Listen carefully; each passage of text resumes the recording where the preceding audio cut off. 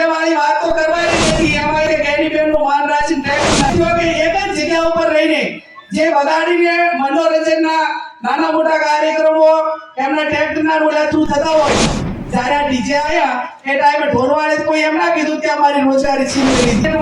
હું વ્યક્તિગત રીતે સમાજ વતી કહું છું કે કાંઈ ફેરફાર થવાનો નથી. એવો એક પણ વ્યક્તિ એમ નથી બોલ્યો કે અમારે ડીજે વગાડવું છે, મારી દાનમાં ડીજે લઈ આવવું છે કે આવું એક પણ વ્યક્તિ નથી બોલ્યો.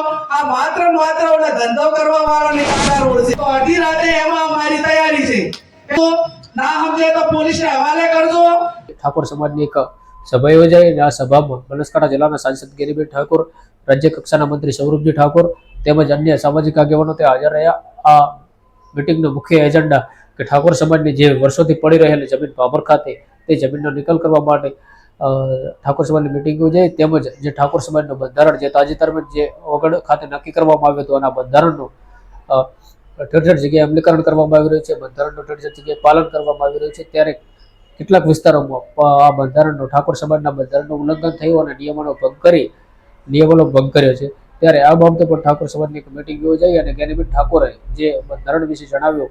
ત્યારે ડીજેના મુદ્દાને લઈ જે ઘણા લોકો વિરોધ કરી રહ્યા હતા કે ડીજે ચાલુ રાખવામાં આવે તેવી ઘણા લોકો માંગ કરી રહ્યા હતા, ત્યારે ડીજેને લઈ ગેરીબેન ઠાકોરે સ્પષ્ટ નિવેદન આપ્યું અને ગેરીબેન ઠાકોરે કહ્યું કે ડીજે આજ જે નિયમ ન કરવામાં આવે છે આ નિયમનું ઉલ્લંઘન ક્યારેય નહીં થાય અને જે ડીજેનો મુદ્દો છે એ આવતા વર્ષે ધ્યાનમાં લેવાશે અને ડીજે ચાલુ કરવામાં નહીં આવે. આ ઠાકોર સમાજના બંધારણને જોઈ અન્ય સાત સમાજોએ પણ આ જ મુદ્દો કર્યો છે. તો ડીજેના કારણે પણ ક્યાંક ને ક્યાંક નુકસાન થતું હતું. ત્યારે ડીજે જે સંચાલકો છે એમને ગેરીબેન ઠાકોરે પણ ખુલ્લો જવાબ આપ્યો છે અને ગેરીબેન ઠાકોરે કહ્યું કે ડીજે આજે નહીં અને કાલે નહીં ચાલુ થાય તેવું ગેરીબેન ઠાકોરે કહ્યું. અને મીડિયા વાળાને બધા હતા અને એમની મહાદેવથી બધા આપણા મૂળ મુદ્દાઓનું જે પાલન કર્યું. તો આજે અમે કેશવજી, નમ્રતજી ને નવીનજી બધા ભેગા થવાના હતા. સંજોગ વસાત એને 10 દાડા 7-8 દાડા પછી રાખ્યું છે અને ત્યાં આજ પાટણી મીટિંગ હતી. એમાં પણ અલ્પેશભાઈ એ સાઉન્ડમાં બોલ્યા છે એમ કે જે ડીજે વાળી વાત તો કરવાની નથી, એમાં કશું કોઈ ફેરફાર કરવાનો નથી.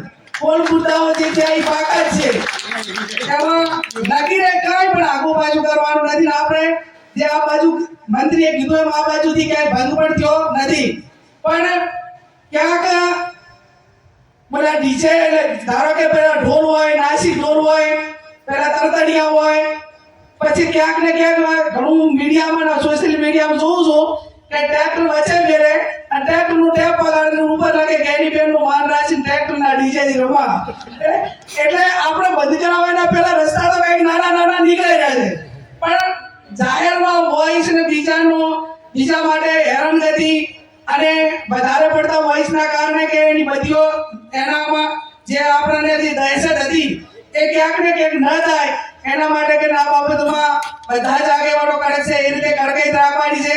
ભેગો કરીને 10 દાડા પછી એ આગેવાનોએ કીધું કે ભાઈ નાસિક ઢોલ હોય, આપણે ટ્રેક્ટર ઉપર ટેપની વાત હોય કે સાઉન્ડ સિસ્ટમ હોય કે આપણે એનો અર્થ એ થયો કે એક જ જગ્યા ઉપર રહીને જે વગાડીને મનોરંજનના નાના મોટા કાર્યક્રમો એમના ટેક્સના રોલા થ્રુ થતા હોય તો એમાં સમાજને વાંધો નથી. પણ તમે આ રીતે કાંઈ કરશો તો એમાં આ બાજુ તો બધા જ મારે સોશિયલ મીડિયાના યુવાનોને અભિનંદન આપવા પડે કે એક વ્યક્તિ ક્યાંક કરે તો એના ઉપર તૂટી પડે છે. એટલે કંટાળો તો મોબાઈલ બંધ કરી નાખે છે. સોશિયલ મીડિયામાં તો તમારે આનો બંધ કરે ને એના સામે જે સોય બરોબર છે એમાં મારો ટેકો છે. પછી એની સામે કોઈ ટીકા કરનારું કે એને કંટ્રોલ કરનારું ના હોય તો બીજો આ બાબતમાં પ્રયત્ન કરે.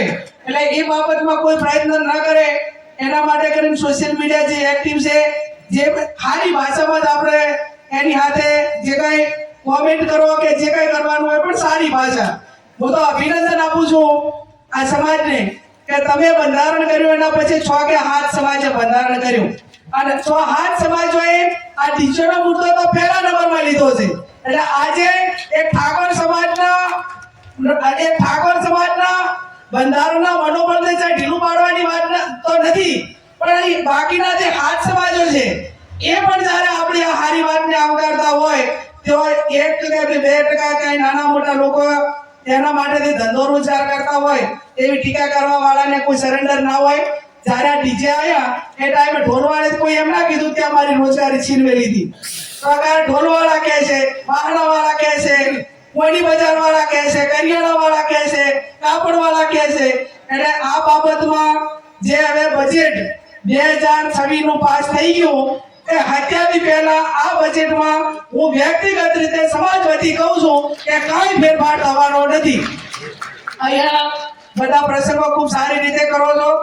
હમણાં ગઈકાલે તમે 2-3 જણા બેઠા હતા કે હવે તો મેનું એવું રાખ્યું છે ભાઈ કેમાંથી કે 100 રૂપિયા કાઢા પડે એમ. ના નહીં અને નથી ટ્રાફિક હોતું કે નથી અનાજનો પગાર થતો. આવું મને 20 પછી હમણાં કાલે મને કીધું 2-3 જણે કે બેન 4000 માં કે હગાઈ થઈ ગઈ એમ. 4000 માં તો હગાઈનો આખો પ્રસંગ પતી ગયો. હવે હાલ તો આવડો મોટો ફાયદો આ રીતે પિકઅપ પકડાણું હોય તો તમે એમ કરો કે આવનાર સમયની અંદર લાખો કરોડોમાં આ સમાજને આ બંધારણના માધ્યમથી આર્થિક ફાયદો થવાનો છે. એટલે મહેરબાની કરીને અને હું તો અભિનંદન તો સૌથી વધારે આ મનોરંજન માટે એને આપવો પડે કે આ સાલ જેમ દીકરા દીકરીઓના લગ્ન કરવાના હોય કે જે મા બાપે દીકરા દીકરીના લગ્ન કરવાના હોય એવો એક પણ વ્યક્તિ એમ નથી બોલ્યો કે અમારે ડીજે વગાડવું છે, મારી દાનમાં ડીજે લઈ આવવું છે કે આવું એક પણ વ્યક્તિ નથી બોલ્યો.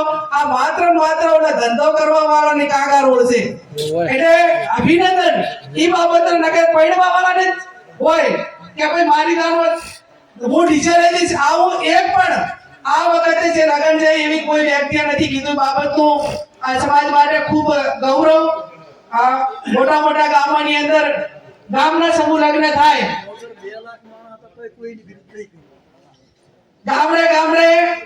ગામના સમૂહ લગ્ન થાય એવી વાત કોતરવાડાથી આવી હતી કે ભાઈ આખા ગામની દીકરીઓના જે આશા લગ્ન કરવાના હોય છે કે હવે સમય મર્યાદા નક્કી જ છે, મહા મહિનો અને વૈશાખ. એટલે એમાં જે મુહૂર્ત આવતું હોય અને મોટા ગામોની અંદર ગામમાં લગ્ન થાય ફેરા ભલે ઘરે આલે અને આખા ગામનો દમણવાર એક ઠકાણે. કેમ કે હવે તો દાન અહીંયા ફિક્સ છે, દાન હોદના નીતા હોય અને આ પ્રમાણે આવનાર સમયની અંદર ધીમે આ બાબતમાં પણ આગળ વધવા માટેની જરૂર છે. અહીંયા તમે ખૂબ બધા હમણાં મંત્રીએ કીધું એ તો બધા આગેવાને દારૂનો મુદ્દો તો લઈ લીધો ને બેન. દારૂ બાબતમાં જે ગામોએ સ્વૈચ્છિક રીતે ગામની કમિટી બનાવીને બંધ કર્યું એમને જેટલા અભિનંદન આપો એટલા ઓછા. તાળીઓના ગગડાટ સાથે એમને અભિનંદન આપો. અને હવે જે ગામોએ નથી બંધ કર્યું એ 15-20 દિવસની અંદર ગામની કમિટીઓ બનાવે. આપણે ઓલે વધી વેલના ખોખુની જેમ કરવાનું છે કે એક ગામમાંથી નીકળ્યું, બીજા ગામમાંથી નીકળ્યું, ત્રીજા ગામમાંથી નીકળ્યું, એમ આપણા 50-60 ગામ જે છે એ ગામોમાંથી નીકળે એટલે બાકીનું પછી કઈ રીતે આપણે એને આગળ વધારવું એમાં જ્યાં જરૂર પડે ત્યાં પોલીસને ભલામણ કરવાની હોય કે રૂબરૂ આવવું પડતું હોય, કોઈ આગેવાને સમજાવવાનો હોય તો અડધી રાતે એમાં અમારી તૈયારી છે. પહેલા સ્વૈચ્છિક રીતે સમજાવટથી એ પોતે વેચવાનું બંધ કરે. ખરેખર તો તંત્રીની તનવાડની અંદર કર્યું એ જેટલા તંત્રીને અભિનંદન આલો એટલા ઓછા એમનું. કેમ કે મેન આગેવાનો સુધરે તો બીજા સુધરવાના જ છે, પણ મેન આગેવાનોમાં ક્યાંક ને ક્યાંક પડું રહેતો એનો અનુકરણ એ બીજા ઘણા બધા કરતા હોય છે. એટલે મુખ્ય ગામોએ એની શરૂઆત કરી છે. આવનાર સમયમાં 15-20 દાડામાં ટોટલ ગામોની કમિટી બની જાય. કમિટી બન્યા પછી એક આખી મીટિંગ થાય, એને સ્વૈચ્છિક રીતે સમજાવજો, ના સમજે તો પોલીસને હવાલે કરજો. અને ઘણા બધાનું સારું થતું હોય તો 2-5-25 જણાને ખોટું લાગે તો એમાં કઈ નુકસાન ના સમજતા એ આપનાર પેઢીને મજબૂતી માટે કરીને એના માટે કરીને આપણે કહેવાનું છે. એટલે દારૂ બાબતમાં પણ ખૂબ ગંભીરતાથી તટસ્થતાથી સાથે મળીને આપણે સૌએ કામ કરવાનું છે. આપ સૌનો ખૂબ ખૂબ આભાર.